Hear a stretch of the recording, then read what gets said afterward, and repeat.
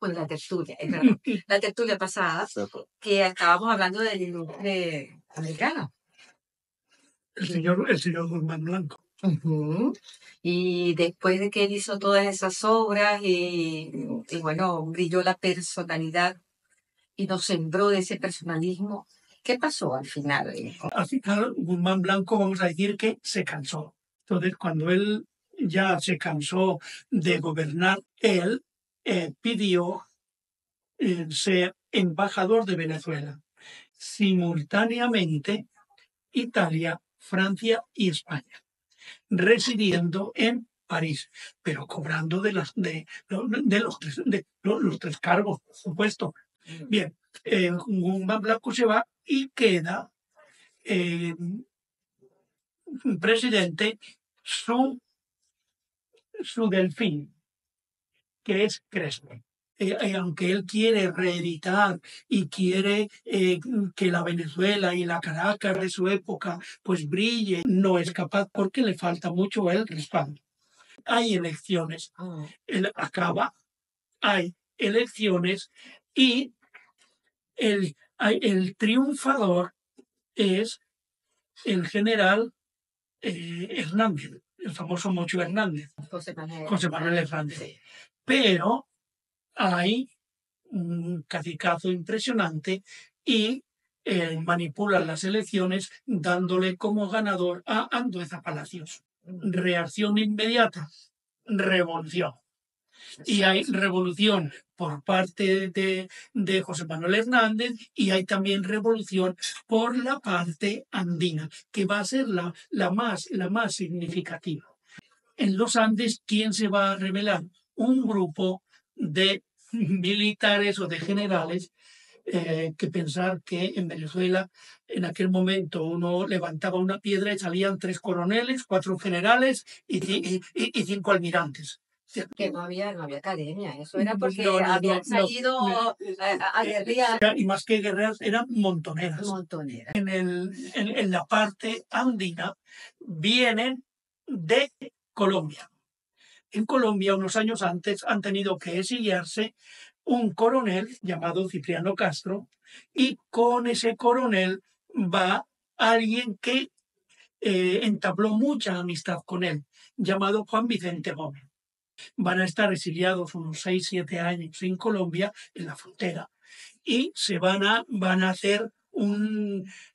enriquecer muchísimo con lo que técnicamente se llama el abigeato, es decir, el robo y contrabando de ganado. Al final, cuando llegan a Caracas, van a formar lo que llaman el grupo de los 60 oficiales, que o sea, de esos 150 y demás, hubo 60 ascensos militares que son los que llevan adelante esta revolución, la revolución libertadora. Prácticamente llegan a Caracas casi sin disparar un tiro. Y el gobierno de Andueza se derrumba. El hombre fuerte, que es Cipriano Castro, cuando entran en Caracas y se hace con el poder, él da su proclama y demás, y en esa proclama su eslogan es tiempos nuevos, hombres nuevos, procedimientos nuevos. Comienza lo que se llama el andinato, los andinos al poder, hay diferentes nombres. Pero todos eran de Táchira. Todos eran tachirenses. Todos tachirenses. Y ahí tenemos a cuatro tachirenses seguidos: Castro, Juan Vicente Gómez, López Contreras e Isaías Medina Anganita. Bien, Cipriano Castro se enfrentó, que a lo mejor tenía razón, cuidado, pero hay formas de enfrentarse, con Inglaterra, con los Países Bajos, con Estados Unidos, con Alemania.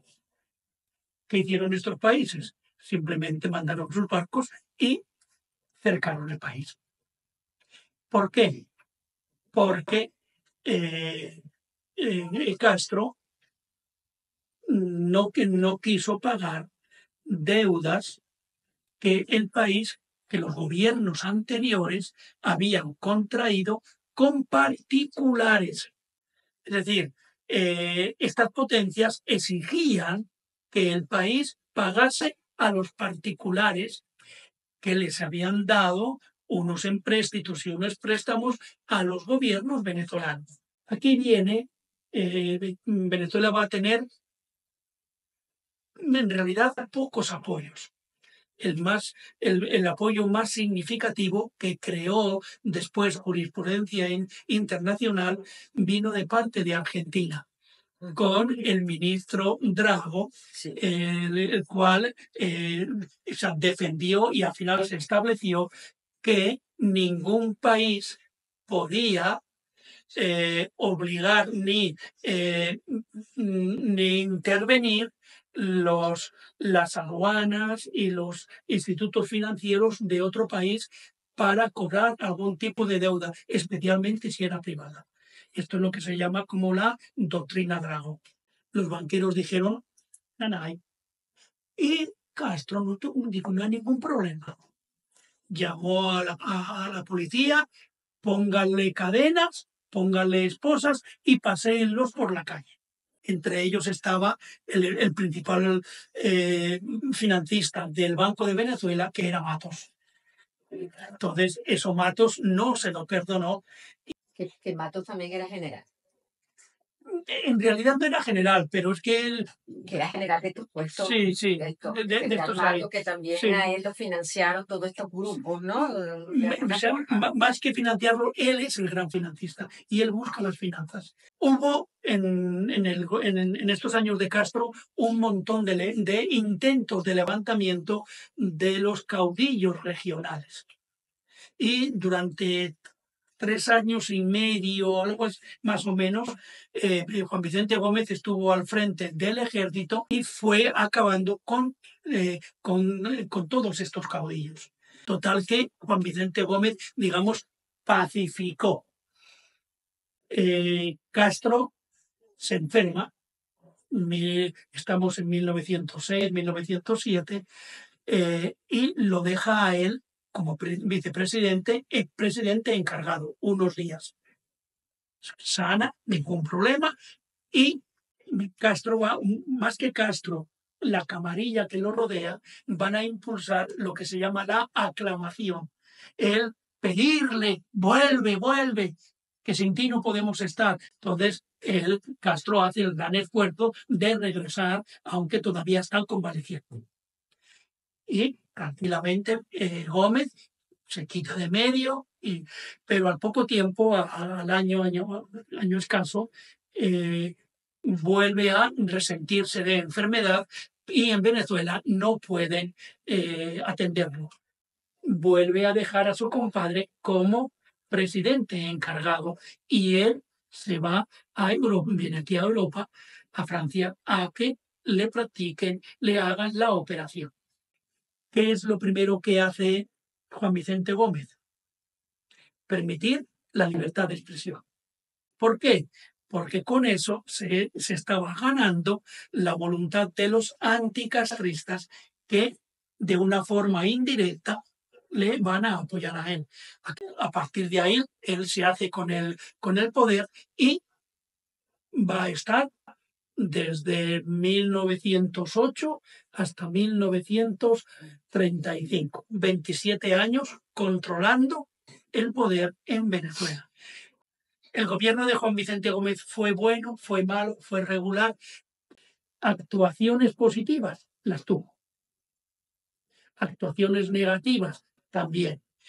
Hay un intelectual de aquel momento que defendió que Venezuela necesitaba un gendarme para ponerlo en orden. Era la figura del gendarme necesario. Y después uno comienza a ver los ministros que en esos 27 años hay y está lo mejor de la intelectualidad venezolana. Antes de entrar a eso, dado a eso que me estás comentando, Cipriano Castro cierra la Universidad del Zulia. Y la de los Andes. Exacto. Bueno, Sí. Bueno, perdón, no existía la Universidad de Mérida y cierra todo y solo deja abierta la facultad, lo que llamaríamos facultad de estudios religiosos o de teología. Exacto. Y la de estudios políticos. Ajá, pero o sea, algo raro. O sea, vas a dejar precisamente la de estudios políticos. Sí. Que es donde generalmente... Pero por lo menos algo había abierto para los Andes. Pero sí. En Zulia cierra la universidad. Claro. Y en Valencia también cerraron la universidad. Que eran unos colegios nacionales que habían aumentado a grado de universidad. Tipo colegios universitarios. Y cuando llega Gómez tampoco lo sabe. Tampoco. Y se van abriendo. Todos estos intelectuales. Es más, cierra la Universidad del Zulia, Eduardo Blanco, el de Venezuela Heroica. Que era ministro de Educación. Exactamente, el ministro de Instrucción Pública se llama. Pero después hicieron, siguieron haciendo cosas buenas, pero ese toque allí... Sí, es que hay que ver cómo en todos estos intelectuales, en el fondo todos pensaban en la necesidad de una mano muy fuerte y muy dura en el control de la sociedad. Bien, positivo. Venezuela se integra a partir de Gómez. ¿Cómo la une? Primero acabando con todos los caudillos. Después lo une haciendo posible que desde Caracas, desde las adjuntas, ahí arranca una carretera que que la idea es que empalme con la Panamericana, que viene desde Chile hasta Estados Unidos, que es la famosa Transandina. Para hacer la Transandina, él utilizó a dos grupos de personas, al ejército y a los presos. ¿Qué es lo que permite esa carretera? La comunicación rápida de los territorios, o sea, la integración a nivel de comunicaciones. Además de esto, ¿qué va a hacer? Va a colocar en los estados a gente absolutamente fiel a él y a su ideal. Y en los estados, estas personas van a impulsar el sentimiento de que formamos parte de y que estamos unidos. Quizá el sentimiento más fuerte, digamos, de separación, de ruptura, sea el del Zulia. Pero el Zulia nunca se planteó el pelear por separarse. No, es que no somos belicosos. O sea, nunca. Aunque hablemos de lo de la República Independiente del Zulia, que es más jocoso que real. O sea, es más el echarnos una broma y el demás que no lo que fue la realidad. En cambio, el Táchira sí tuvo una guerra de independencia. No la consiguió, pero lo intentó. Otro aspecto, el país estaba extremadamente endeudado. Y Juan Vicente Gómez, nada más hacerse con el poder, él manifestó que a él no le gustaba deber nada a nadie. Y ha sido el único presidente venezolano que pagó la deuda. Sí, completamente. Por completo. Él vio la necesidad de limar asperezas con los otros países.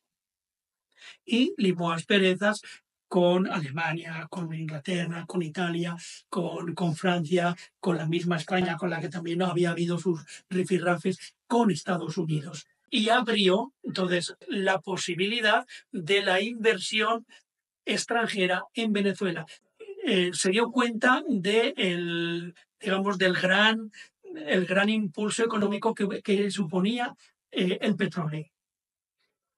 Pero las concesiones petroleras no se daban a compañías extranjeras. Las concesiones se daban a venezolanos. Los venezolanos, los particulares, negociaban con estas compañías y les cedían, digamos, la concesión que ellos tenían a cambio de unos pagos pues bastante sustanciosos. Ahí viene la primera ley de hidrocarburos que se hace en Venezuela, 1921, si no me equivoco. Pero sin embargo, con todo y que el beneficio, porque claro, fue increíble, nada más tenían que pagarle a la nación. Si encontraban petróleo, 4 bolívares por barril. Y si no encontraban, 2 barriles, dos bolívares por barril. Entonces, claro, sí. Pero no se puede negar que no tenía infraestructura. Entonces, el equipo, porque yo insisto en esto, no solamente fue Gómez, por ahí se dice que Gómez era analfabeto. Entonces, es más, mi abuela echaba un chiste que decía que tenía un edecán atrás, que siempre estaba allí y le dice... ¿Qué le iba diciendo? Sí, o le dice, Gómez estaba con el papel así al revés. Y el otro le iba leyendo y él iba repitiendo. Exacto. ¿Es cierto? ¿No es cierto? A lo mejor no es cierto. No, pero el chiste, Alfredo, es que él estaba así al revés, ¿no? Todo esto así al revés, como lo tengo yo. Entonces viene y dice, el edecán era nuevo y que estaba viendo, porque hay una cantidad de anécdotas del benemérito. Entonces, y le dice el edecán, mi general, lo que está leyendo está al revés. Y el general que lo mira y dice, el que sabe leer, lee como sea. Entonces, claro, ¿no? Este tipo de... bueno, había muchísimas anécdotas. Entonces, lo que quería comentar es con respecto a que no había infraestructura, es que cuando fue algo muy inteligente de ese gobierno, porque lo que hicieron es que, pónganse la bolsa de Nueva York, pero ellos querían que se viera que todo el territorio venezolano estaba vendido ya, es decir, estaba dado en concesiones. ¿Para qué? Porque el que viniera a invertir, claro, no estábamos seguros si teníamos tanto petróleo o no. Entonces lo que se quería era, no, mira, ya esto se vendió. Entonces ahora vamos a ver a los extranjeros que a través de esto que ya está vendido podían invertir. Pero era también, trajo, con todo y que no era dinero directo al Estado, trajo un beneficio de infraestructura, de trabajo, de movimiento. Indirectamente sí. Ahora vamos a hablar un poquito de chismografía. Pero antes de la chismografía. Pero es que lo bonito es la chismografía. Pero es que hay algo muy importante, hablando de la universidad. Gómez también llega a cerrar la Universidad de Caracas, la Universidad Central. ¿Qué pasó? ¿Por qué si era un gobierno que al principio, bueno, y después durante todo el gobierno se rodeó de un gabinete espléndido, maravilloso, es decir, figuras impresionantes, José Gil Fortul, por ejemplo, pero ahora hay que hay unos cuantos, es más, Arturo Pietri también fue ministro, también estuvo por allí, que siempre le pidieron factura por eso, ¿no? Sí. Pero ¿por qué cierra la Universidad Central? Bueno, porque los hijos de los gomecistas están en la universidad. Y esos jóvenes comienzan a pensar. Y hay un grupo de estudiantes que comienzan a proclamar esto y a pedir democracia y a manifestarse, y simplemente los agarraron y los exiliaron. Primero los metieron en la cárcel. Estuvieron en la cárcel unos 10, 12, 14 días por presión, por presiones incluso externas, los sacan de la cárcel y los mandan al exilio. Es la famosa generación del 28, de donde van a salir la mayor parte de los políticos que van a conformar los partidos, tanto el Partido Comunista como la Futura Acción Democrática, algunos de los que van a fundar un poquito más tarde también COPEI. Entonces van a estar ahí, desde Rómulo, José Tomás, Jiménez Arraiz, Andrés el Blanco también. O sea, es ese grupo que está ahí. Entonces, claro, pero la cierra porque eso era un nido, digamos, de ideas insanas para el país. Hay otra generación, la generación del 18. Pero la generación del 18 es la máxima generación literaria de Venezuela. Y literaria sobre todo en dos campos. En el campo de la poesía y en el campo de los cuentos. Allí hay dos sobre todo hay dos personajes, que es Pimentel y es, que firmaba siempre como Jopín, y el otro es Leo. Hay una liga de béisbol menor en Caracas que lleva su nombre, la Leoncio Martínez. Ambos son los fundadores y redactores en una revista humorística, satírica, que es Fantoches. Bueno, los detuvieron y cerraron una revista también. Entre las 18 y 28, bueno, un intelectual y esto era... O sea, la 18 es de literatos intelectuales y demás, que generan oposición a través del humor. Los de la generación del 28 es una generación de políticos. Con ello se va a dar algo semejante a lo que se está dando en la actualidad. Con la oposición de esa generación, esos estudiantes invadieron Trinidad y tomaron un cuartel y tomaron unas instalaciones petroleras y demás para desde ahí poder pasar hacia Venezuela y enfrentarse a Gómez. Junto con ellos estaba la otra oposición, la oposición militar de los viejos militares que representaban a los viejos caudillos. Si se hubiesen unido, hubiesen podido tener, difícilmente, pero un poquito de mejor resultado. Gómez al final no tenía ningún tipo, digamos, de oposición real fuerte que le pudiese hacer sombra. Por eso él murió en su cama. Claro. Bien, ahora el chisme. Bien, ¿cuántos hijos tuvo Gómez? Él se casó, él tuvo dos mujeres legales. La seria, la que se conocía. De la primera creo que tuvo 7 hijos, de la segunda 6. Pero en otras tuvo como 30 hijos. Como 30 hijos. ¿Como cuántos? Pues la calculación de 50. 50.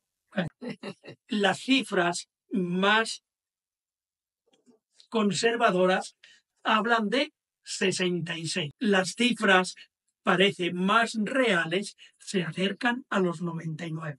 Wow. No todos tenían directamente el primer apellido Gómez. Muchos sí, otros muchos no. Así que le gustaban las mujeres de Maracay y de Caracas. Sí, claro. Porque él vivió un tiempo en Maracay. En un tiempo, prácticamente, él gobernaba desde Maracay.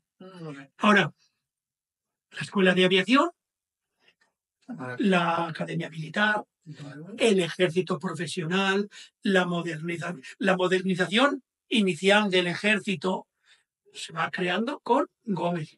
De las montoneras estas y de caudillos y demás, se va eliminando y se va estableciendo digamos, un cierto orden.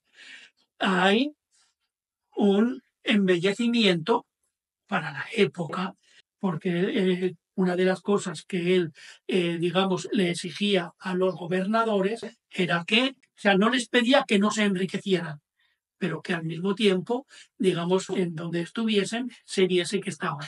Y cambiaba con mucha frecuencia a los gobernadores de los estados, para que nadie se sintiera absolutamente seguro en el puesto donde estaba. Claro, porque juzga por sí mismo, ¿no? Para no crear el caudillo. Exacto, y el momento en el que él muere y le sucede uno de, digamos, uno de sus grandes aliados, que es López Contreras. ¿Pero quién lo nombra? El Congreso. Oficialmente el Congreso. Pero el Congreso que mandaba era Gómez, que más o menos tenía, era la persona indicada. Es que López Contreras fue un demócrata sin elecciones. Es decir, comenzó no a desmontar el gomecismo, sino a ir poniendo las bases de eliminar muchos de los aspectos que comprimían lo que era la vida social y la vida política del país. Tampoco le gustaba eso de los partidos, tampoco le gustaba lo de los sindicatos. De hecho, hay una revuelta en su gobierno y él se lleva la gran sorpresa cuando entre uno de los dirigentes de la revuelta está su hijo. Es decir, él sirvió un poco como de elemento de una transición relativamente suave, sin elecciones, eso es verdad. Pero al mismo tiempo él favoreció el desarrollarse facultades, desarrollarse instituciones en el aspecto educativo, en el aspecto de medicina, en el aspecto de económico a nivel universitario y demás, que poco a poco es lo que... Y lleva a Venezuela al desarrollo, vamos a decir, entonces... De hecho, son los dos. Sí, en la época de Gómez, José Gil Fortuny, por ejemplo, la parte de la obligatoriedad de la enseñanza primaria, por ejemplo, en un capítulo en la parte médica, que fue en Guevara Rojas. Guevara Rojas llega de Francia, bueno, fue el segundo que está a nivel, el otro que más o menos lo tiene también de anatomía patológica, etcétera. Él, junto con José María Vargas, comparte porque estaba también en la Sociedad Médica de Londres, de París, es decir, gente sumamente intelectual del momento, estuvo en el Instituto Pasteur. Cuando él llega a la Universidad Central, en este gobierno forma parte bueno, de los muchachos de Gómez, por llamarlo de una forma, ¿no? Y él empieza en la Universidad Central, en la Facultad de Medicina, empieza a decir, no, esto lo tenemos que hacer bien, la cátedra es así, ahora la gente va aquí como oposición, tienen que decirme que tú vales para estar aquí adentro. Eso hizo un problemón en la universidad que, bueno, hubo algarabío. De hecho, ahí está el decreto 321, que es el decreto donde se establece las condiciones fuertes y exigentes de lo que el alumno tenía que llegar a desarrollar para aprobar. Exacto. Entonces, la vuelta estoy así. Bueno, entonces en esa época se crea el Pedagógico de Caracas, reciben otros nombres, y Guevara Rojas hay un problema grande en la Universidad Central de Venezuela y pasa a ser, que eso también fue peor para sus compañeros, ¿no? Que estaban en la universidad, pasa a ser entonces a trabajar en el Ministerio de Instrucción Pública, que en ese momento José Gil Fortuny pasa a otra parte y él agarra eso también. Y eso allí se encargaba porque no existía la parte sanitaria. Era de las hermanitas de los pobres. Muy rudimentario. Muy rudimentario. Y empiezan a hacer, claro, porque él había estado en otras partes donde sí lo había, y empiezan a crear la parte de enfermería, con instrucción de enfermería, con caracteres parecidos a lo que habían en internados, etcétera, formar enfermeras y esto replicarlo en las regiones. Es decir, fue muy, muy inteligente y yo creo que eso es algo que tenemos que mantener. Fue muy inteligente, vuelvo y repito, no de Juan Vicente Gómez, sino del gabinete intelectual que estaba con Gómez, él no lo impidió. Y posteriormente, cuando entra López Contreras, es cuando se crea el Ministerio de Salud Pública, de Sanidad, con un señor de apellido Gabaldón. Sí, y el de Obras Públicas. Y el de Obras Públicas, y va a aparecer posteriormente diversas secciones de saneamiento en lo económico, en lo educativo, en lo sanitario, en lo económico.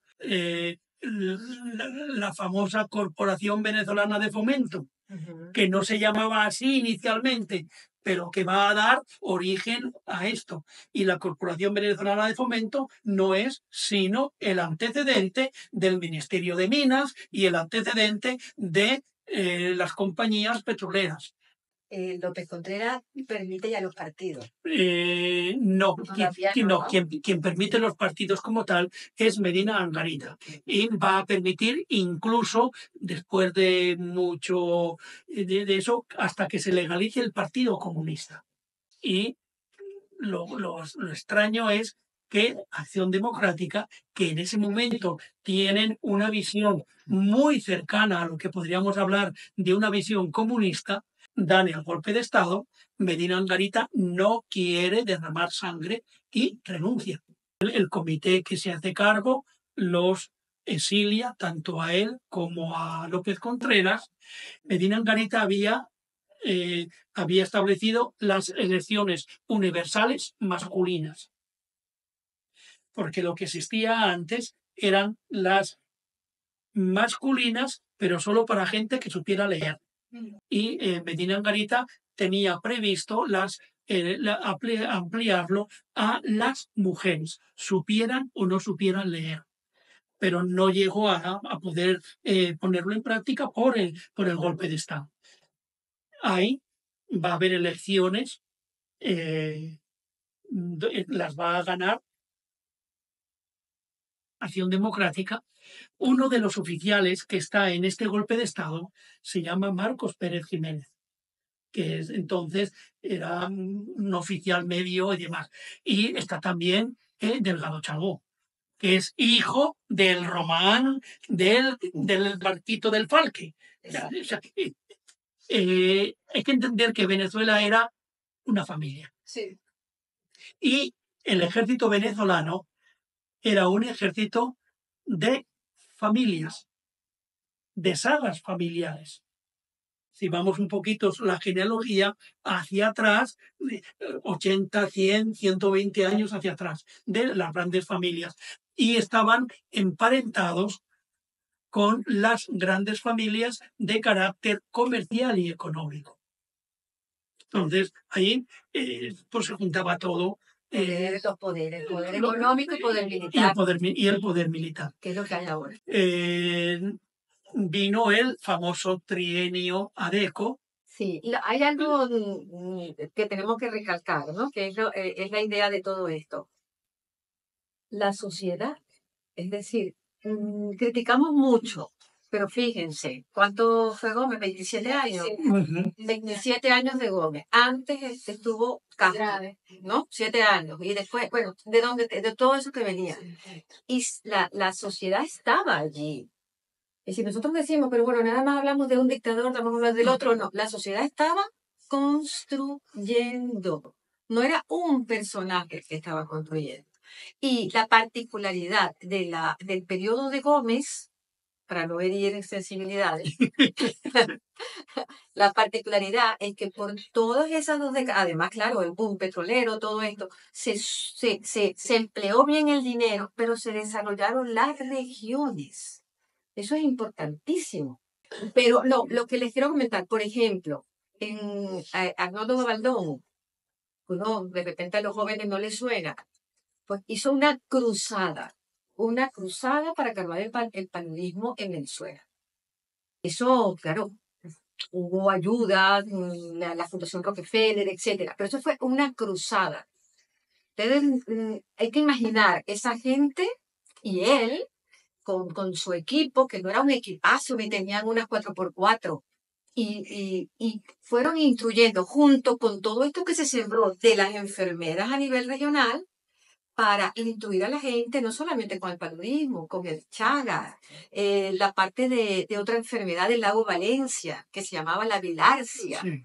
Es decir, todo eso, Venezuela fue ejemplo mundial de cómo batallar un país tropical, cómo pudo subsanar las endemias que tiene. Entonces, eso es importante que lo recordemos, porque se pudo hacer.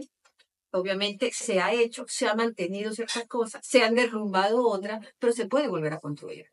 Entonces, eso es lo que tiene que estar entre nosotros. Ahora, nos tenemos que poner de acuerdo. No sé si es que necesitamos otro caudillo. ¿Ah? Otro gendarme necesario. Otro gendarme necesario, ¿será? Ahora, ¿y quién va a ir a un lugar donde cuando hace frío hay 23 grados? Cuando hace frío. La ciudad más fría. Sí, eso. Maracaibo no es. No, en Maracaibo. Es que en Maracaibo no hay temperatura. En Maracaibo hay humedad. Sí, es decir, en Maracaibo, ¿cuál es la temperatura media? 28 grados, 29 grados, temperatura media. Pero ¿cuánto es el índice de humedad? El 85%. Sí, Entonces, claro, entonces eso te aumenta los 5 o 6 grados. Pero normalmente estamos a 36 grados. No, pero eso es la temperatura máxima, no la media. Y a las 12 del día no hay sombra. Pero sí, pero estamos hablando, la ciudad más fría, cuando, repito, año 16, cuando yo me vine, era San Fernando de Apure. Sí, San Antonio de los Altos también. No, San Fernando de Apure. ¿Por qué? Porque o tenías aire acondicionado o te derretías. Claro. Entonces había una temperatura media de 17 grados. Sí, por eso se necesita electricidad. ¿Sabes qué me encantó de lo que hablamos? Lo de la doctrina de Drago. Porque claro, es increíble, ¿no? Cómo estamos, Venezuela y Argentina de alguna forma se han apoyado. Porque Venezuela también apoyó con la cosa de las Malvinas. Y ahora viene el Milei y nos está apoyando también a nosotros. Porque el Roosevelt decía, no, sí, la doctrina de Monroe, pero como ustedes deben, yo no me quiero meter, me voy a hacer la vista. Y viene este argentino y dice, mira, no, un momento. Sí, es el apoyo. Creo que él era ministro de Exteriores de Argentina. Y quedó como jurisprudencia internacional. Bueno, ¿alguna pregunta de todo este periodo?